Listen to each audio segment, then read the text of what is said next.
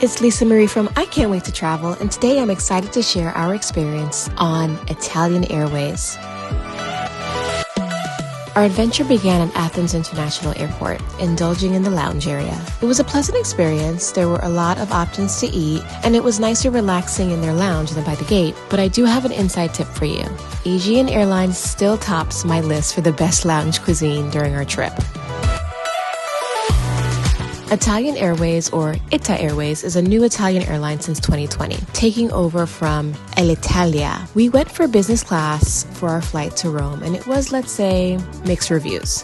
The seats showed signs of wear and tear, and the plane was not clean at all. And the comfort, we realized, was not one of ITA's strong points either. Although we did have a full meal and snacks during our 3-hour journey, the pasta and tiramisu were a bit of a letdown. And we were very surprised because how does an Italian airway get pasta and tiramisu wrong?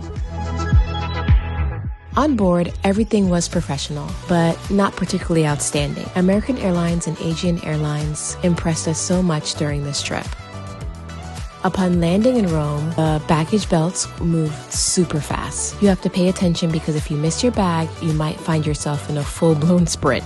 Overall, our journey with ITA Airways was full of surprises. Not all of them were pleasant, but this trip definitely made us think about using another airline through Europe. Remember, I Can't Wait to Travel is always going to be honest with you to provide you with the best experience.